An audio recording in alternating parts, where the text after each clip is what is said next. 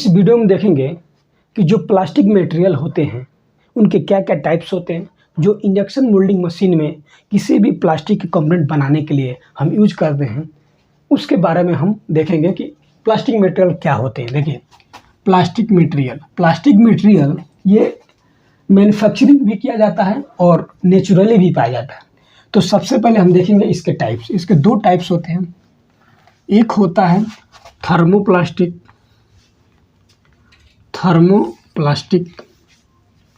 Thermoplastic material, ठीक, और एक होता है थर्मोसेट प्लास्टिक मटेरियल। थर्मोप्लास्टिक क्या होते हैं?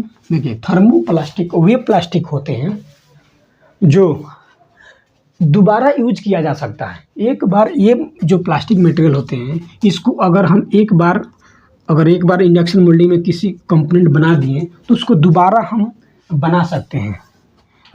रिसाइकिल प्रोसेस होता है। जो थर्मोप्लास्टिक मटेरियल होते हैं, इसमें थर्मोप्लास्टिक मटेरियल में क्या आपको आ जाएगा, थर्मोप्लास्टिक में PP, LDP,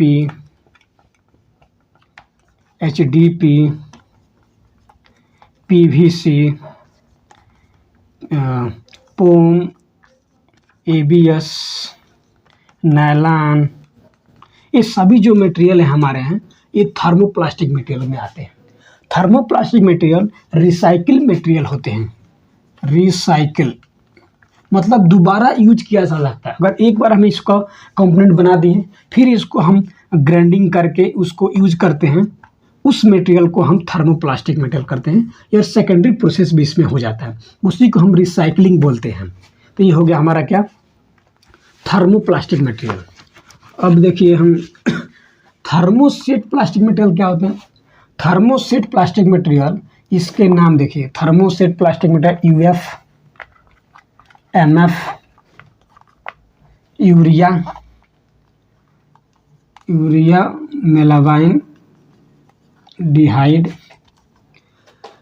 पॉलिस्टर, ये सभी हमारा क्या होते हैं, थर्मोप्लास्टिक में आते हैं। थर्मोप्लास्टिक मटेरियल क्या होता है, ये एक बार यूज करने पे दोबारा इसको हम रिसाइकलिंग नहीं कर सकते हैं।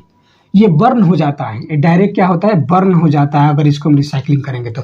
ये प्लास्टिक मटेरियल जो होते हैं, थर्मोसेट प्लास्टिक मटेरियल, ये दोबारा हम यूज नहीं कर सकते क्योंकि ये रिसाइकलिंग नहीं होती है।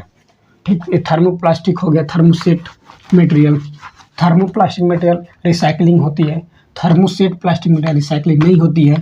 थर्मोप्लास्टिक मटेरियल को हम दोबारा यूज कर सकते हैं, थर्मोसेट प्लास्टिक मटेरियल को दोबारा हम यूज नहीं कर सकते हैं। देखिए, तो थर्मोप्लास्टिक में दो कैटेगरी आते हैं। इसमें दो कैटेगरी होते हैं। एक होता है कमोडिटी प्लास्टिक,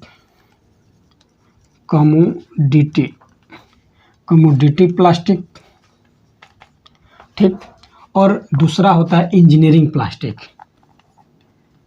इंजीनियरिंग प्लास्टिक, ठीक। तो कमोडिटी प्लास्टिक में कौन कौन से मटेरियल आते हैं? देखिए, कमोडिटी मतलब कि दो या दो से बने होते हैं, उसको कमोडिटी बोलते हैं।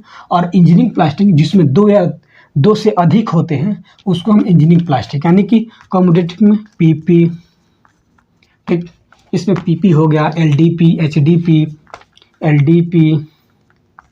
HDP। इंजीनियरिंग प्लास्टिक मतलब ये इंजीनियरिंग प्लास्टिक थोड़ा हाई लेवल का ग्रेड होता है। ये हाई लेवल का ग्रेड में आ जाते हैं, इसको हम इंजीनियरिंग प्लास्टिक इसलिए बोलते हैं। ठीक, इसमें क्या क्या आ जाएंगे आपको, ABS, नायलॉन, पम्मा, पोम, ये सब इंजीनियरिंग प्लास्टिक में आते हैं। तो हम इस वीडियो में क्या देखें कि प्लास्टिक मटेरियल क्या होते हैं। प्लास्टिक मटेरियल एक दानेदार टाइप का होता है, जिसको हम हीट करके एक प्लास्टिक का कंपोनेंट बनाते हैं, जैसा बनाना चाहते हैं। इसके दो टाइप होते हैं, एक होता है थर्मोप्लास्टिक और दूसरा होता है थर्मोसेट प्लास्टिक। थर्मोप्लास्टिक मटेरियल जो दोबारा यूज किया जाता है, और थर्मोसेट प्लास्टिक मटेरियल जो दोबारा यूज नहीं किया जा सकता। तो थर्मोप्लास्टिक में दो टाइप्स होते हैं, एक होता है कमोडिटी प्लास्टिक, एक होता है इंजीनियरिंग प्लास्टिक।